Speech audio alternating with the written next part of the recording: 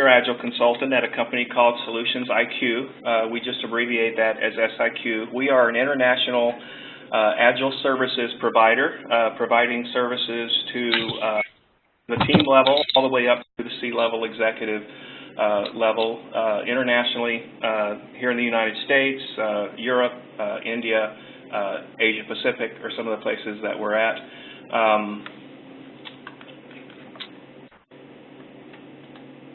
I have been a resident in Washington State for about 25 years.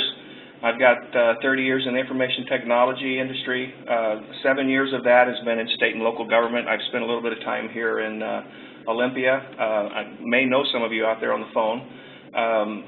6 years I've spent delivering Agile projects, and my recent experience has been 2 years doing Enterprise Agile rollout at World Vision. And I've spent the last 2 years in Detroit, Michigan, working at General Motors OnStar, downtown Detroit, doing Enterprise Agile transformation there as well. I am here today to talk about Agile product ownership. But I want to tell you a little bit of history before we get started here. So, about 2 decades, maybe a little bit more, we started realizing in the software industry that we had a problem. And we began to realize that it's impossible to know all requirements in advance. And we actually had some people that made some pretty interesting observations and actually came up with some principles in accordance with this problem that we were starting to realize that we had. For example, it's not possible to completely specify an interactive system. That uncertainty is inherent and inevitable in software development process and products.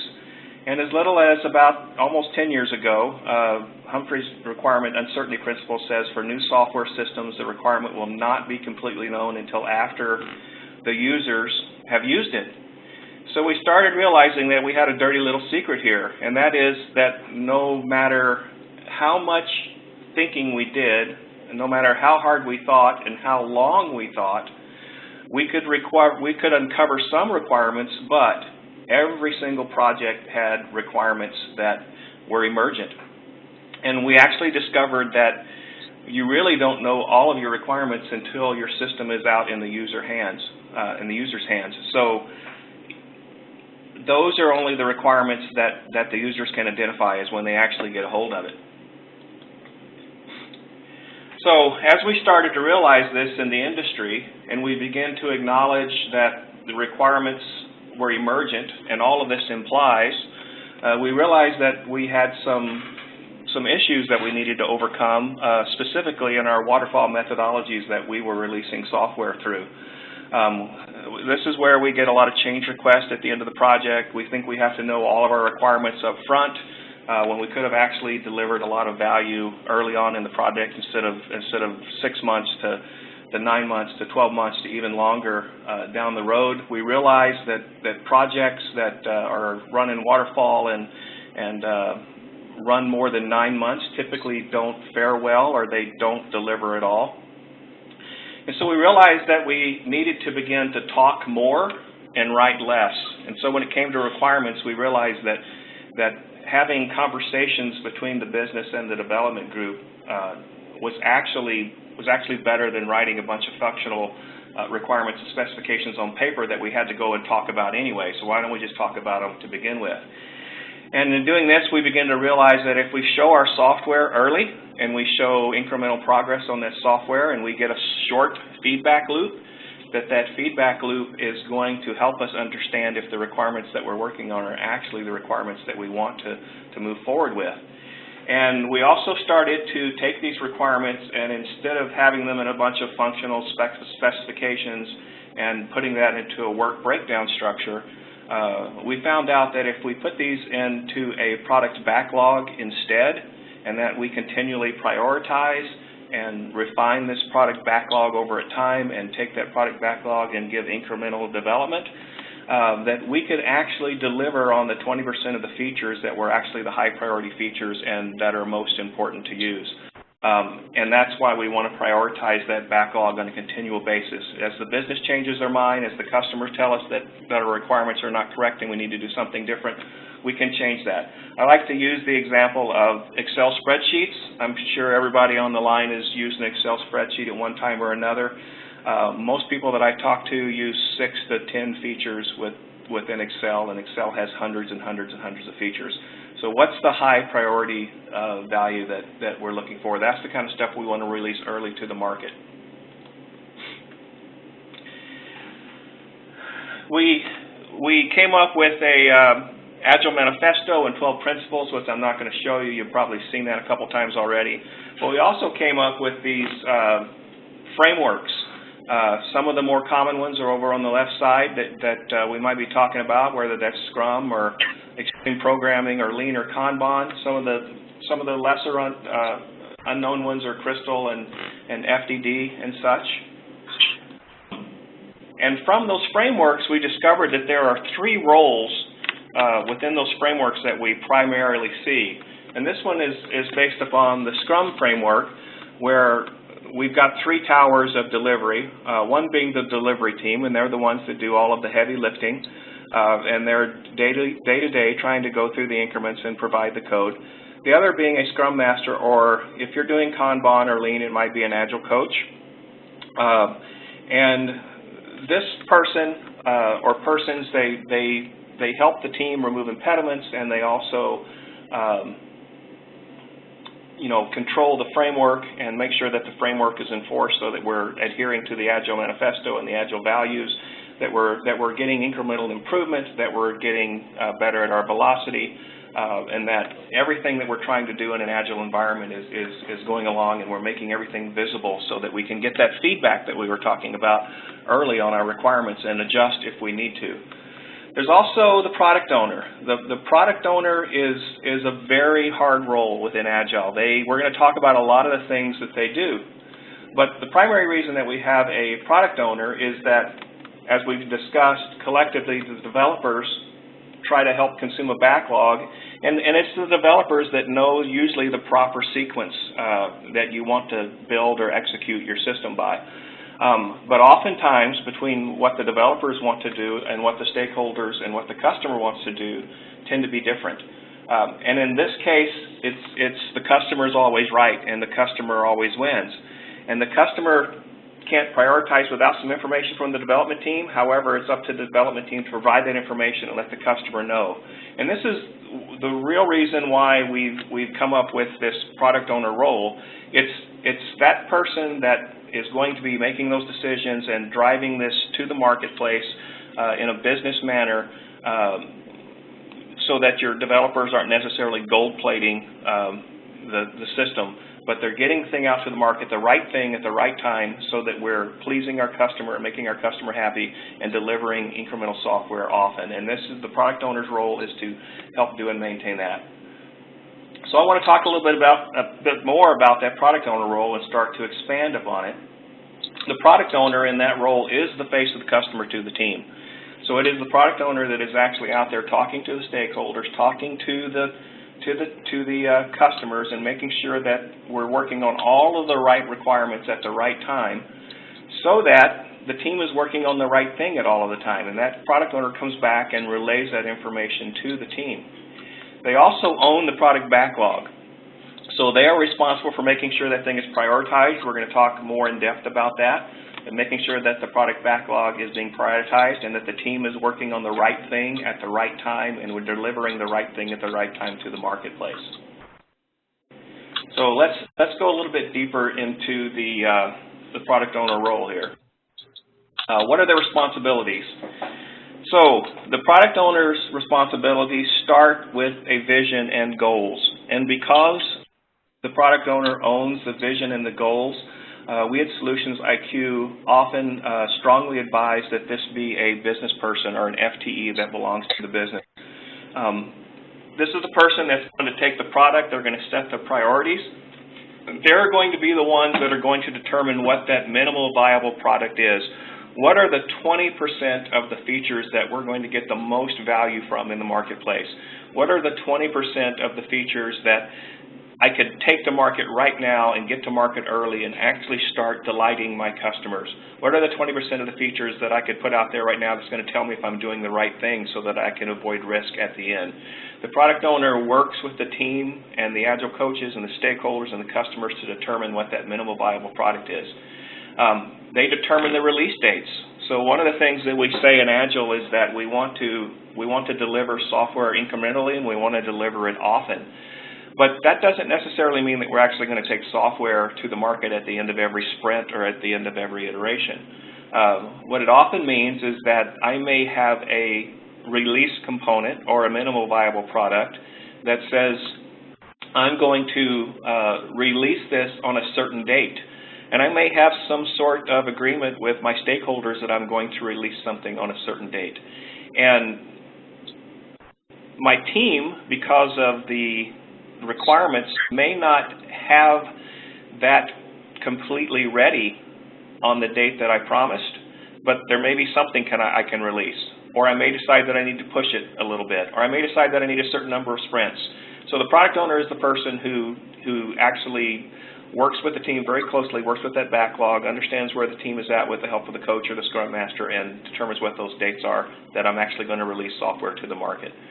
They also own the return on investment, so they're responsible to the business to that, typically.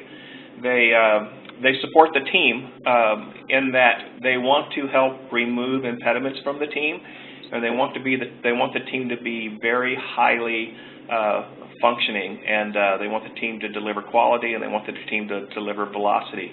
But they also want the team to help them, and that the team is going to help them understand if there may be some technical stories or some things that make sense that the product owner should be doing prior to what the business needs to be doing, and that's a discussion that has to do with face-to-face conversations in Agile. They typically also own the project cost. So what you see here in the responsibilities is a group of things that might come from the business world and might come from the PM world, that the product owner and Scrum especially, but oftentimes in other Agile methodologies, tends to own.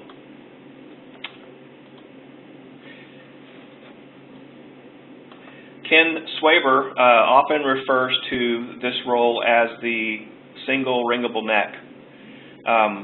So this role is designed to be, this saying from Ken was designed to be controversial, and it really places focus on how important the product owner is to the success of the development team. This is the person that we're all looking for the vision and the goals, and is calling the shots. And I like to say that if the team goes down, the product owner should go down with them, because it is a team, and the product owner is a part of that team.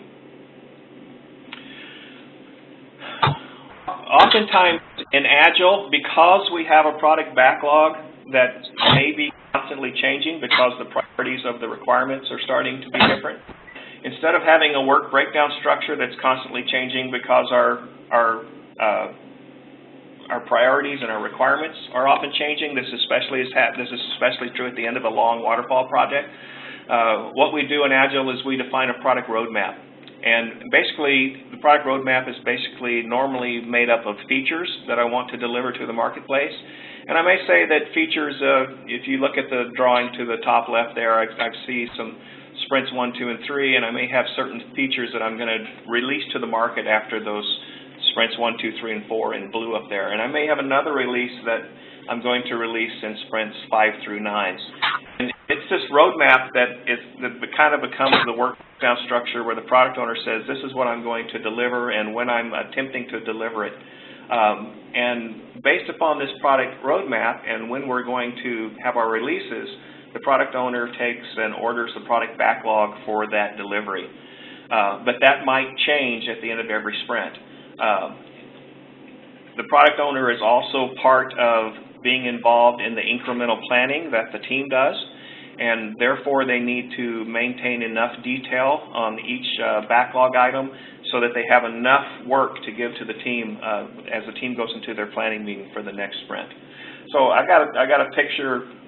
You know, you can see the difference between the product roadmap is in high level detail at the sprint and feature level versus the picture down on the bottom, which is actually a sprint backlog board that a team is working off of, and they have a lot of details as to what the acceptance criteria is for each requirement or each story, as we call them in Agile, and they've actually got tasks that they're working on to fulfill each one of those stories or requirements, and these are things that you might see in a work breakdown structure in a waterfall project, but the fact that the product owner is having conversations and knows enough detail about this backlog lets the team kind of build those tasks out for that iteration. So that's part of the product owner's duties.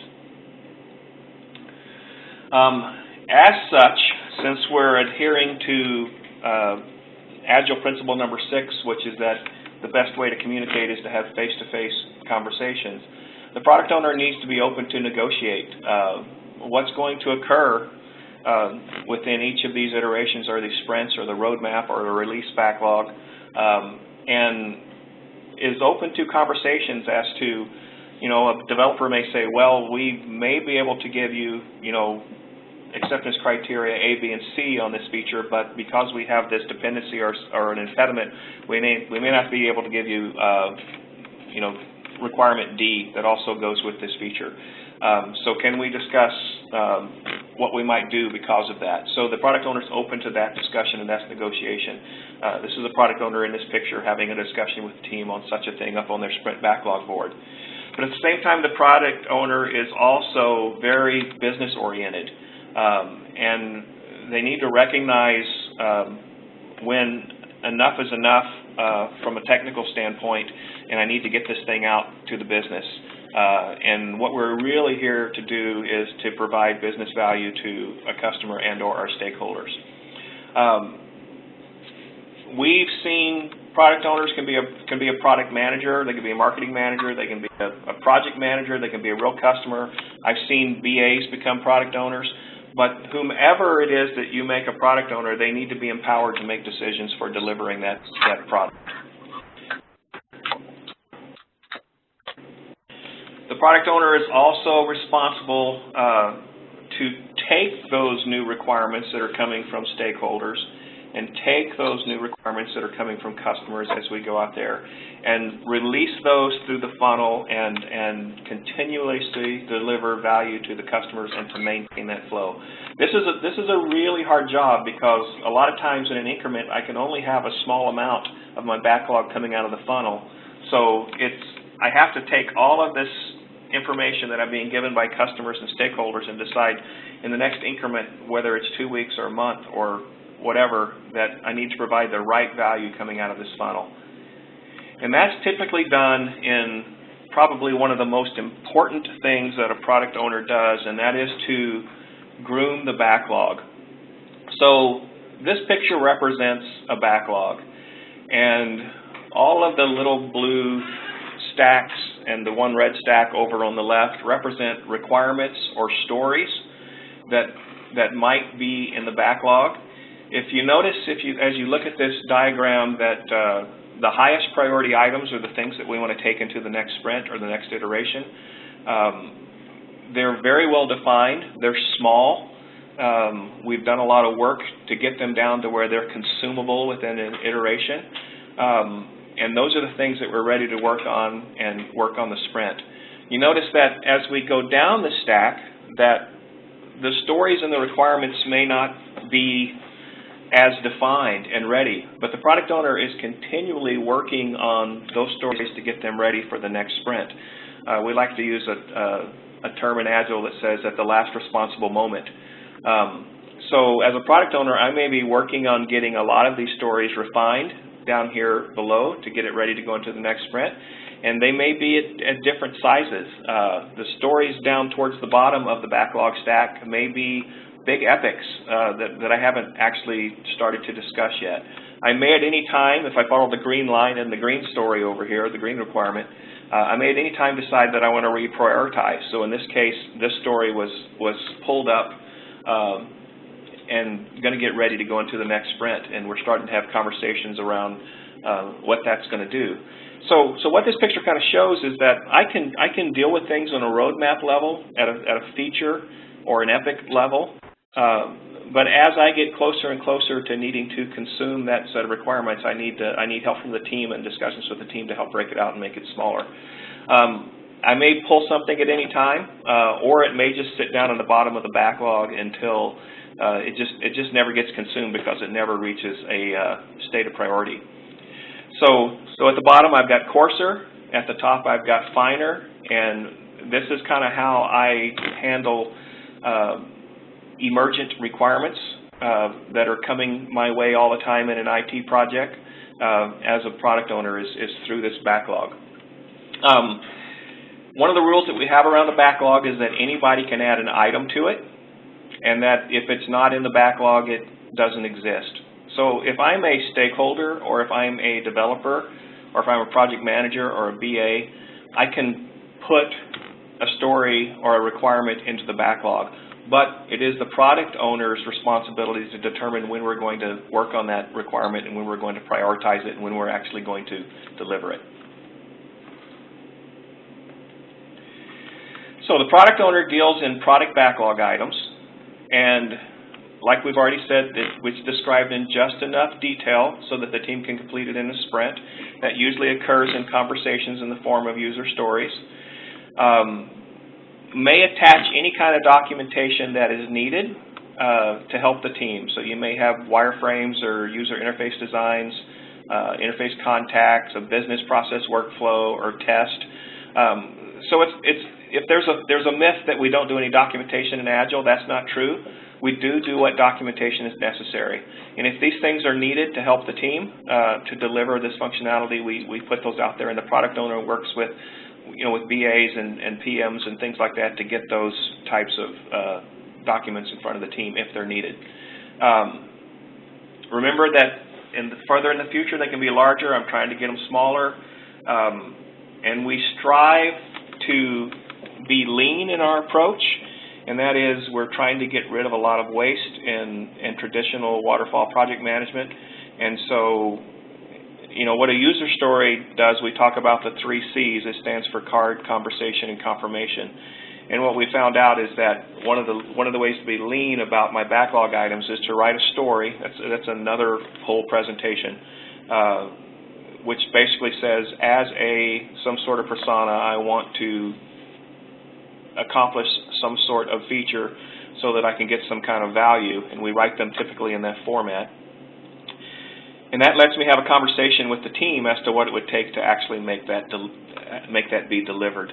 And it's in that conversation that we actually get the tasks that need to occur in the next iteration. Next slide. So the product owner also, owns the plan and leads, prioritizes the backlog like we've talked about, determines the MVP, plans and determines the leases, builds the product roadmaps, and sets the goals. And the goal setting comes on many levels. So I set the goal for the product. I might set the goal for the team. We had a velocity of we were able to build 10 stories last time. Can we try to build 12 this time? Or can we try to do more story points is the way that we often measure velocity? Or can we try to get better quality out of this sprint? So they set the goal for the teams, for the sprints, and also we'll set the goals for the releases as well. So when a product owner has all of these things to consider, it's by far often recognized as the hardest role in Agile. And this is just an overview, but I'm hoping it gives you a sense of things that a product owner might do within an Agile framework of software delivery. It can be very overwhelming when you really stop and think about what there is to do. So my advice to all product owners, if somebody on the line finds themselves in this role, is don't do it alone. Get some help. Get some help in all aspects. Remember, you're the person that's setting the vision, you're setting the goals. That doesn't mean you actually have to do everything yourself. You can get some help with this. A lot of times I see product owners that have themselves surrounded with BAs, QA leads, different things to help them manage all of this PM type work plus business work that they have to do for the team. Get help with everything. Get help with an Agile coach or a Scrum Master. If you're doing Scrum, get help from your Scrum Masters. If you're doing something else or Scrum, get help from your Agile coaches. Go talk to other product owners. Find out, how they're doing it. Join something like Scrum Alliance or one of the Agile groups out there to find out how to best do this. There's a wealth of information on how to be a product owner. I can tell you that as an Agile coach, I think the hardest thing that I have to coach is working with the people who are actual product owners. it's much harder than working with teams. Get the team to help you. The team that you hired to build your software is smart. You hired them for that reason. They can help you understand the priority of the things that you need to implement are. They can help you understand that there's higher risk in building one thing over another, and what we want to do in Agile is we want to fail quickly and we want to fail smartly. If there's something that I'm going to struggle with, I want to do that first and deal with those risks up front and get them out of the way as quickly as I can. The team can often tell you if there are going to be architectural issues or infrastructure things that you need to wait on, or do I need to build out continuous integration so that we can go faster at the end? Do we need to work on doing, TDD, those kinds of things, test-driven development? Do we need to go slower at first and do pair programming so that we can build common ownership of the code base? The team can have all kinds of advice like that. That's actually good advice and things for you to consider as a product owner as you're deciding the priority of your backlog. You might go get a certification and take some classes. Certified Scrum Product Owner is a good 2-day boot camp if you're about to get thrown into this type of a role and you've never done it before. And I also might suggest that there are a couple really good books out on the market. The first book is Scrum Product Ownership by Robert Galen. Last time I looked, you can get a pretty good a fairly cheap copy of this on Amazon as an electronic download onto your Kindle or whatever electronic device you're looking at. I don't think this book is currently in print other than electronically. If you own a hard copy of this, I think it's worth about $150 right now. But get the electronic copy. I think it's like $12.50 on Amazon. The other one that's well known is Agile Project Management. Agile Product Management within Scrum by Roman Pichler. Roman Pichler also has a blog and a website that has a lot of good, useful information on what a product owner is and how to do that. With that, I think I held this within 30 minutes as I'm supposed to, and we'll ask if there are any questions.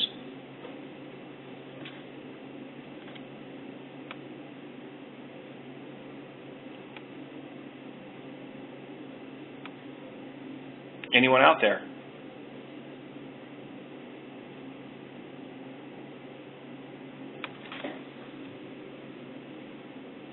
No questions here.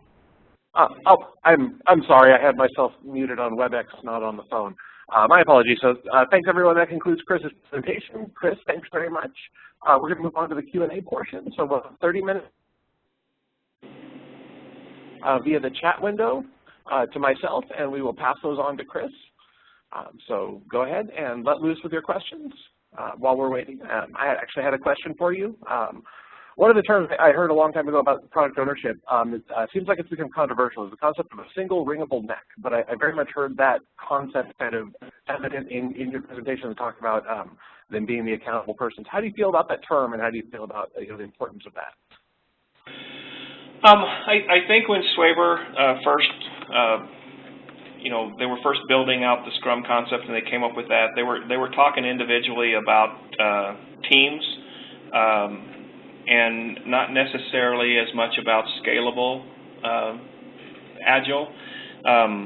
If you are a product owner in a startup company that has 1 to 3 development teams that you're working with, you very much would be the single ringable neck.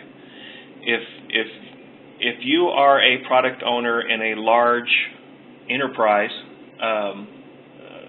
that has multiple stakeholders and multiple business units and a lot of complexity at the portfolio level as well as at the program level, things are more diluted and this decision-making is more spread out across that organization.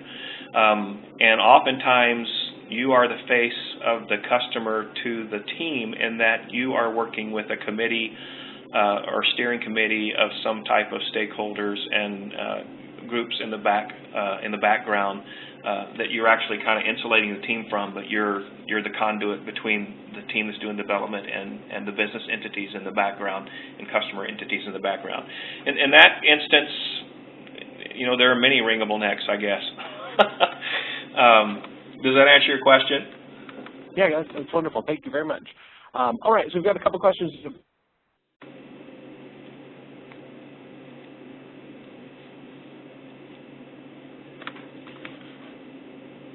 Should I be seeing questions here in the chat window, or? No, I am actually receiving the questions and relaying them for you. I can give them to you on if you like, but I generally just feed them one at a time as they come in. Okay, okay.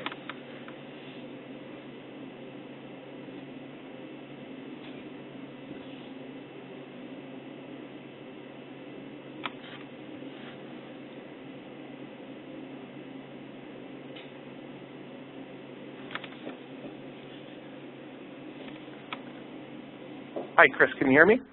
Yes. Yes, I can. Oh.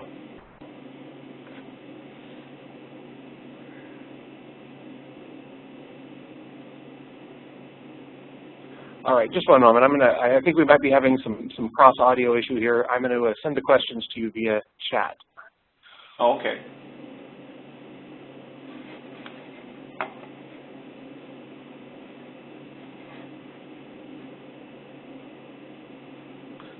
All right, so our next question is, what is the difference between a product owner and project director or project manager? So a project manager is typically someone that we talk about when we're talking about waterfall delivery. However, PMI actually recognizes Agile as a valid set of methodologies and practices. They actually have an Agile certification that you can get now, and they call it an Agile project manager. The Agile project manager may do a lot of the same sorts of things. They may help a project director or a project program manager order a backlog instead of having a product owner do it. The primary thing that is of important notice here is more of the backlog is a part of Agile, whether you're doing Lean or Kanban or XP or Scrum. The backlog is primary, and it is the backlog, the product backlog, that lets us actually be agile and nimble in the way that we change and deal with our requirements. In Scrum, we've defined that as a product owner, and in Agile, lots of times in Kanban, we may have a product owner that prioritizes that, but a lot of times companies that have one foot in waterfall and one foot in Agile, they do have this Agile project manager that is kind of a bridge between what we talk about in Scrum and the way we've done things in the past. So whether or not we've got a director or a program manager or a product owner or a project manager, somebody has to be responsible for prioritizing that backlog, whether they do that on their own or whether they do that with a group that's working with them to prioritize it. That's the most important thing. Did I answer that question correctly, or to your satisfaction, whoever asked that? Yes. Okay.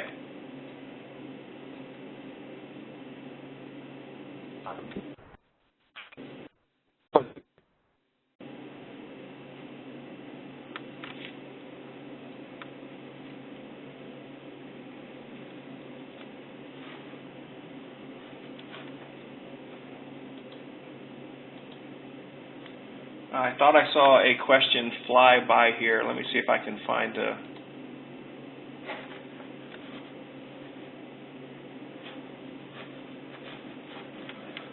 Okay.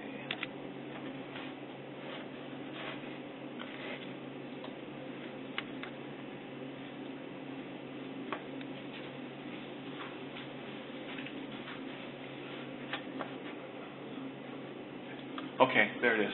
Sorry about that.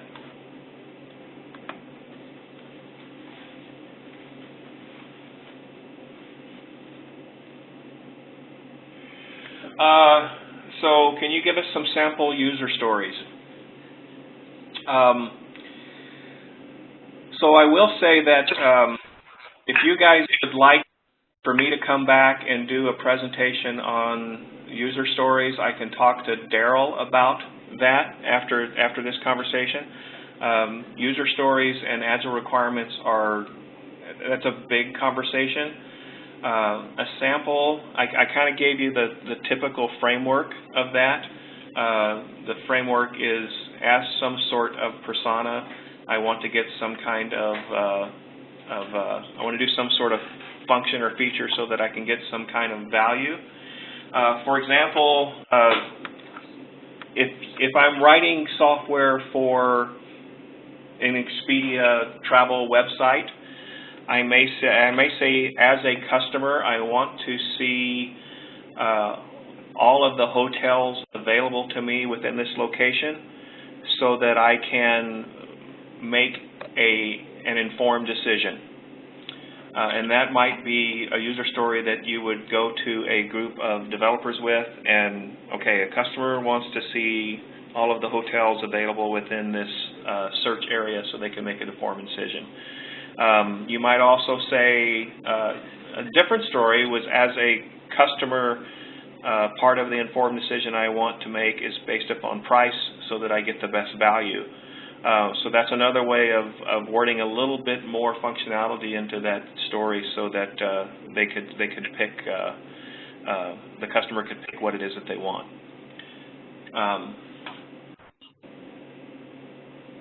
All right. So we have quite a few more questions building up here. I've been forwarding a few of them to you if you have a reference to that. I think I was having an audio problem with my phone, but I'm connected via the PC audio. Daryl came in and helped me get the chat window up here, so I've got them coming. Can the product owner remove an item from the product backlog? They can, but why would they want to?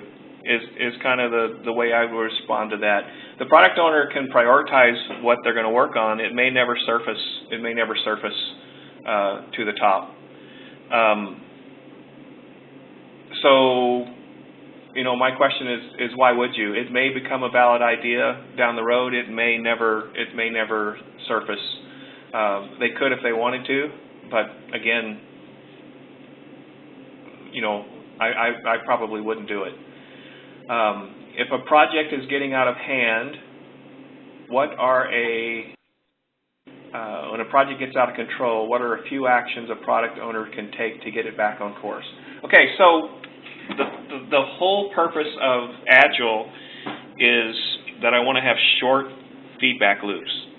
The feedback loops that the length of the feedback loop that we typically see in a sprint or an iteration that works best for most teams is 2 weeks.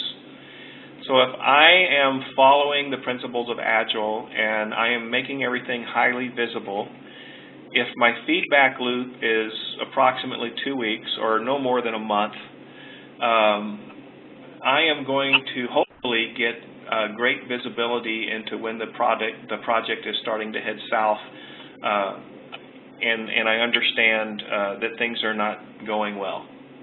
To get it back on course, what I'm going to do is I'm going to work with my team, whether that's a Scrum Master or a coach in my development team, and we're going to talk about what needs to happen in the backlog to get this thing back on course. It works a lot in the same way as PMBOK would work on it. It's just that we're bringing with that small feedback loop, we're finding out that we're having difficulty and impediments and dependencies earlier, so that we can address them earlier. And a lot of the way you address them is still the same way that we would address issues within project management, PMBOK type project management. How do you break down a given backlog item to assure it doesn't exceed a single sprint? Okay, the answer to this question is also another discussion. It has to do with Agile estimation requirements estimation.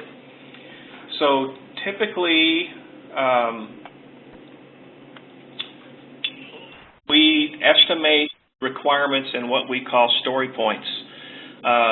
Sometimes teams will start off estimating requirements in T-shirt sizes. They will give a feature or a story, large, extra large, small, extra small, XXL, or they will use something like a Fibonacci sequence and say that story is a 1, a 2, a 5, or an 8. And after a team does a few sprints, the team kind of learns how much volume they can consume based upon those relative sizing exercises that we do in Agile. And a team that's using Fibonacci may determine after 3 to 4 sprints that they can consume 40 points in a sprint. So what we would do prior to going in that sprint is the product owner would bring those stories that they want to accomplish during that sprint. The product owner of the team would talk about those stories, and they would give an estimation on that sprint based upon the detailed information that they have at that time based upon each one of those stories. They would total up the amount of work that they have available, 40 points, say, within that sprint, and they would pull in that many stories and say that's what they could get done.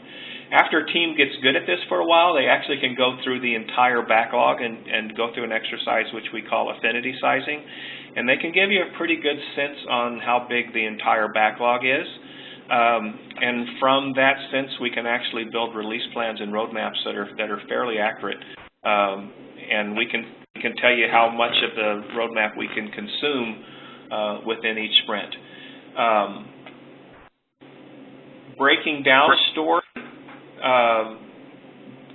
is having a conversation with the team to make sure that we have that story down to where it is consumable within a sprint. If that story is larger than 40 points and we know that the team can only do 40 points within a sprint, then that team needs to tell the product owner, hey, this story that you're trying to throw at us is 60 points, so we need to talk about how we can break it down to make it smaller. And we'll break it down into functionality sizes that we could actually consume it, and this is what we can give you in a sprint. Okay. Who does risk mitigation and communications?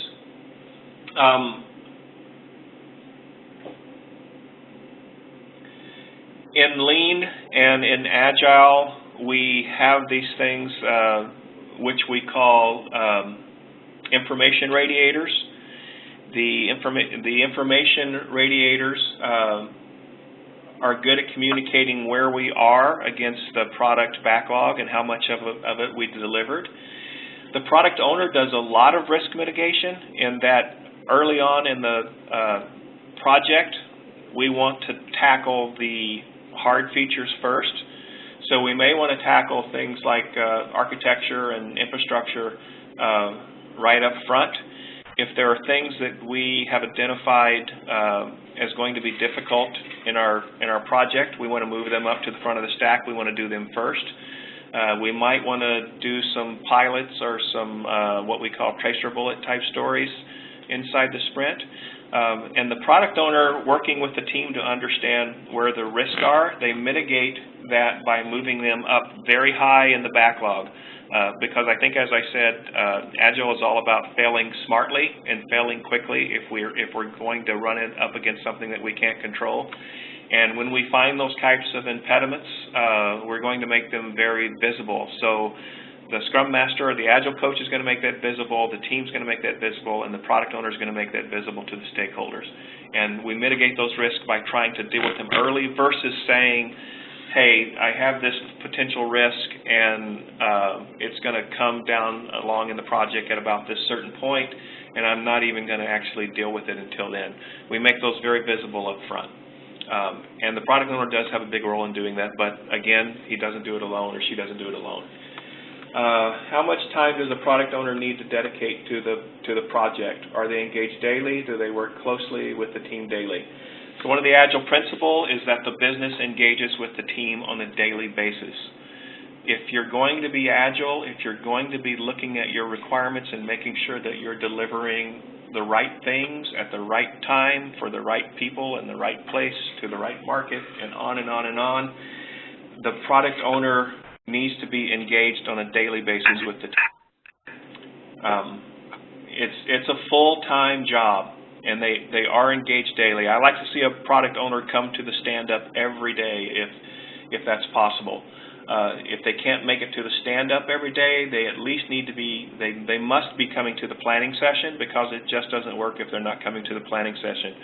And you would think that they would want to come to the review session at the very end to see what the team has delivered within the last increment.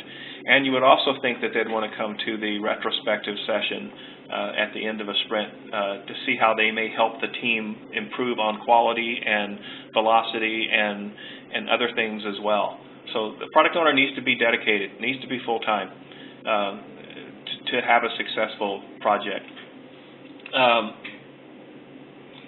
Please outline some criteria to determine the minimal viable product or features for a general project.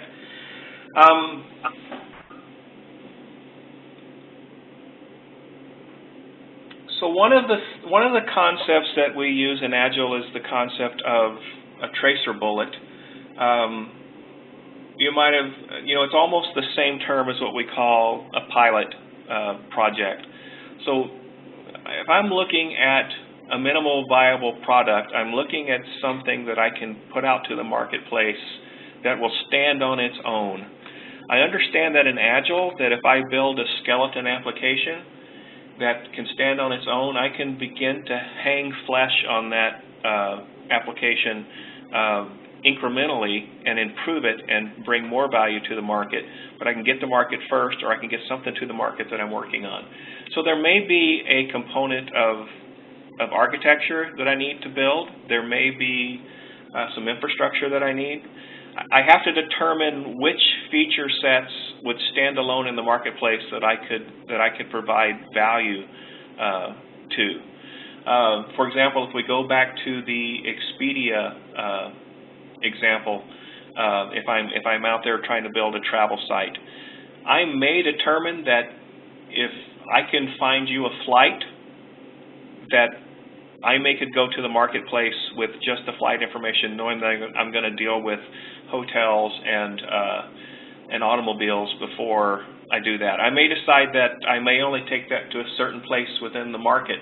I may only want to deal with the state of California when I first roll this out, or something like that. It's kind of hard because it's different with each product, but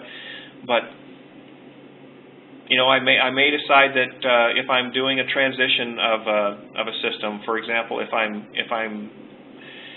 building a new payment system for the Employment Security Department, I may decide that what I want to do is be able to release the capability of building a profile for someone. That wouldn't be a minimal viable product. The whole system wouldn't stand on its own, but it's something that I could release and show that I've had incremental value along the way. How do you incorporate purely technical tasks into the product backlog? Okay, this is a great question. One of the things that we try to push at SolutionsIQ is that you cannot ignore the technical task. To be truly agile, you need to be able to do things like test-driven development. You need to be able to do continuous integration. You need to do test automation. Those things are often ignored, but they have great value if you do them up front. If I'm doing pair programming and I need my product owner to understand that, that's going to drive common code ownership. If I build a continuous integration engine and I'm doing TDD and I diligently do that up front, then it's going to ensure that the quality of my code is much better as we deliver, and we're going to have less problems on the back end as we get ready to release this thing into production. If I look at what my architectural needs are and determine that I'm going to build those out up front, I can communicate. I can build the value of that up front so that I have less problem earlier. And that's one of the reasons why I say the product owner is a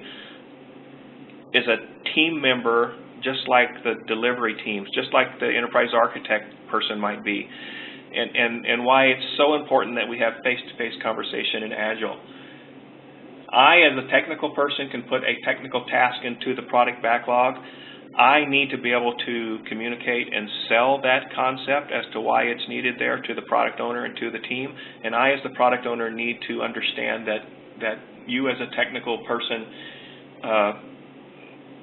are giving me value and helping me understand the value of this technical task. That's where the communication, the face-to-face communication, comes in and helps us build as a team. I hope I'm answering these questions to people's satisfaction. If I'm not, then I'm hoping to see some things here pop up in text or another question for clarification. What presentation software are you using right now? It doesn't look like PowerPoint. It's not PowerPoint. It's Prezi. There's a free version out, Prezi. Let me see if I can do an escape here.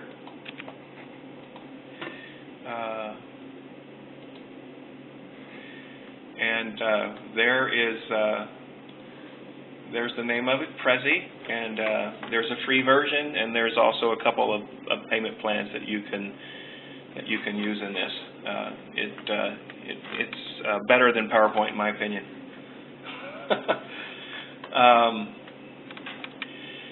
How do you avoid multiple product owner or product owner by committee? What if no one person has the authority to act? This is a great question. I've run into this multiple times. The team will struggle if it has more than one product owner. One of the things the first things that I said is that the product owner is the face of the business or the face of the customer to the team. If there is a committee, it is very important that the committee determine that one person is going to be the spokesperson that's going to work with and deal with the team. A perfect example is if you're dealing with a vendor that you're buying from, and the vendor has several vertical towers within that company, and they're all trying to sell you different things, but they're from the same company. It gets very confusing as to what you're buying and why you're buying it and whom you're buying it from, because you've got several account managers or salespeople coming to you trying to sell you from the same company. So what a lot of companies have determined is that it doesn't really work unless I have one face to my customer actually doing that selling. The product owner role works in the same way. I could have a committee or a steering committee or something in the background, but if I've got two people coming and telling the team different things, then the team is going to be dysfunctional. And Agile is all about having high-functioning teams. So the committee needs to determine what the priority of the backlog is, and then from the priority of the backlog, the committee needs to delegate a person from that committee to be the face of the product or the face of the customer or the face of the stakeholders to that team, and that person go work with that team in discussing what backlog needs to be consumed and in what order it needs to be prioritized in its consumption. It's not saying that team members can't come and have conversations with the committee, but if the committee focuses on the priority of the backlog, then you won't have that many problems, because you can always go and say, hey, here's what the backlog priority says, and you guys need to agree on what that is, and we'll pull from that backlog accordingly. So that's a common problem, and that's kind of how we deal with that problem from a pragmatic standpoint.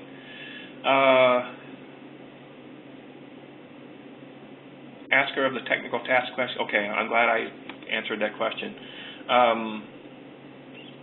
Who does release testing in Agile sprints? Great question.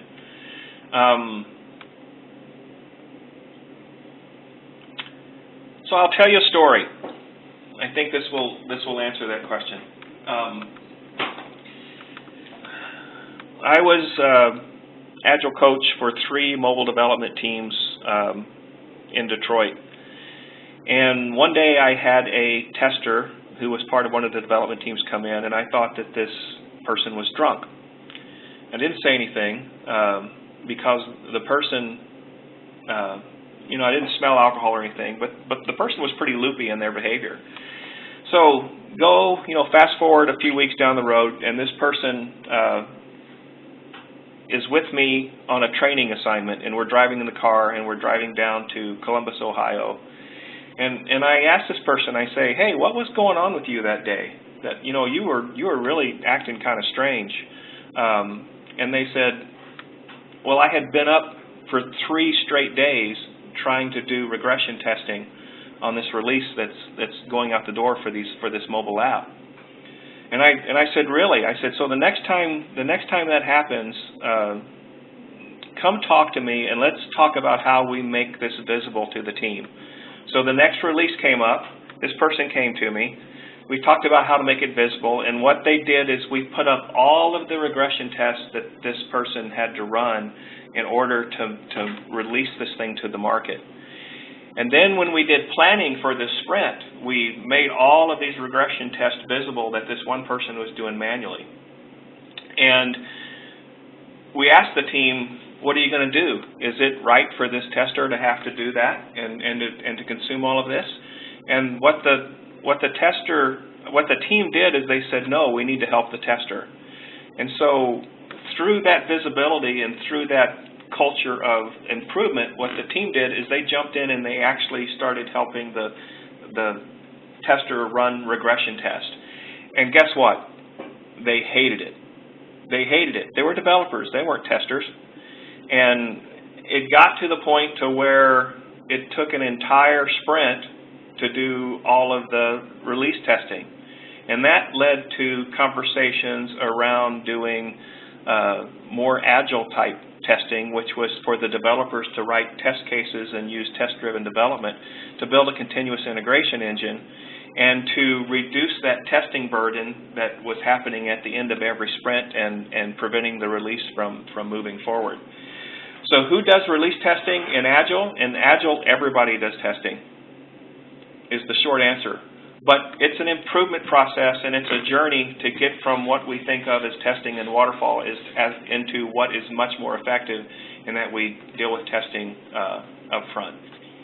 And I'm running out of time here, but it's great because I'm getting a lot of questions now.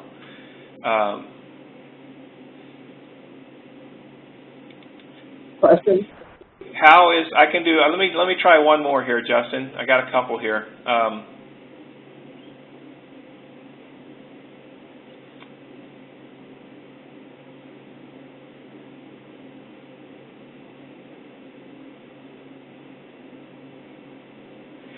Well, these are 2 great questions. How is change control addressed in an Agile project?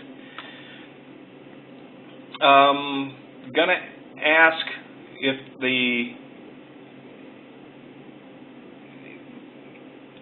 asker of that question is online. Can I clarify that question? Can that person come off mute? I will unmute her. I assume that's okay with her. If not, let me know in chat.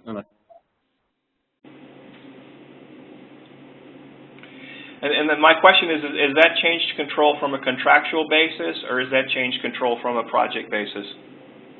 And Bonnie, you should be unmuted if you'd like to chime in. We'll give her a second to respond here.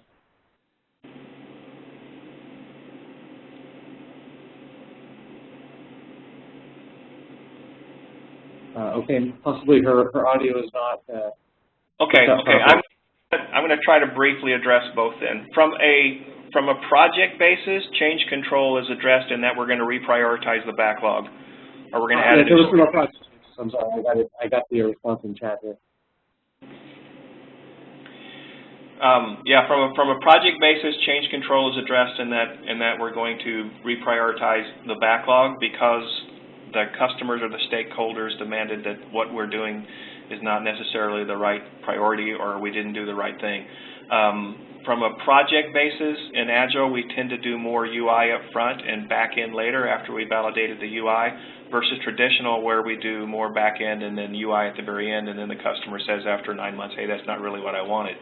So we would tend to try, that's one of the risks that we try to mitigate from a project standpoint. From a contractual standpoint,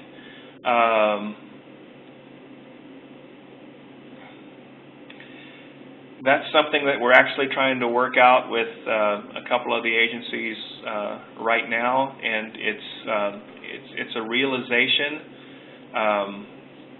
that change control is something that needs to happen contractually. What Agile is going to bring to that is that hopefully if we present requirements early and often, that everybody is partnering together and understands that, hey, this is a change that we all agree needs to be made, versus something that may have been based upon a fixed price 2 years down the road, where we wasted a lot of time because we didn't actually validate that we needed this change earlier on because we didn't make it visible in the short feedback loops that we have. I hope that answered that question. And I think I'm out of time, and I really appreciate the questions. It was fun.